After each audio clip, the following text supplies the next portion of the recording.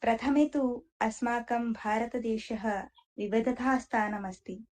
केवलं भाषासु न, केवलं जनेषु न, केवलम् आचरणेषु न, अस्मिन् देशे प्रतिपदे, प्रतिकोणे, प्रतिमार्गे अपि वयं विविधतां द्रष्टुं शक्नुमः। अस्मिन् देशे वयं बहूनि उत्सवानि आचरामः। अतः अहं मन्ये भारतदेशः उत्सवभूमिः इति वदामः चेत् किमपि दोषः न भवति। भारतदेशे प्रत्येकस्य उत्सवस्य स्वकीया कथा भवति, स्वकीय रहस्यं भवति। उत्सवाः केवलं भोगार्थं नाममात्रं, केवलम् आनन्दार्थम् आचरामः चेत् तत्र किमपि दोषः नास्ति, किन्तु किमपि ज्ञानं महत्त्वं न प्राप्नुमः। अतः अस्मिन् कथायाम् अद्य वयं फाल्गुणमासस्य शुक्लपक्षस्य पूर्णिमातिथौ उपरि किञ्चित् चर्चा कुर्मः, किञ्चित् जानीमः च।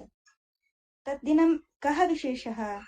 तद्दिनं पूर्णिमा अस्ति, किन्तु किञ्चित् विशेषपूर्णिमातिथिः अस्ति। होली पूर्णिमा, वर्णोत्सवः।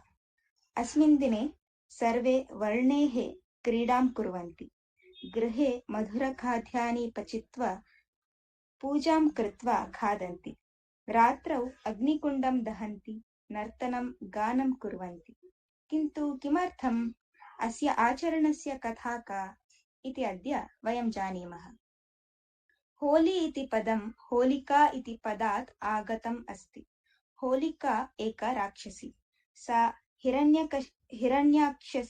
हिरण्यकशिपोः सहोदरी आसीत्। हिरण्यकशिपुः एकः हरिद्वेषी। विष्णुः यदा हिरण्याक्षः भूमिम् अपहरणं कृतवान्, तदा वराहरूपं धारयित्वा तस्य संहारं कृतवान्।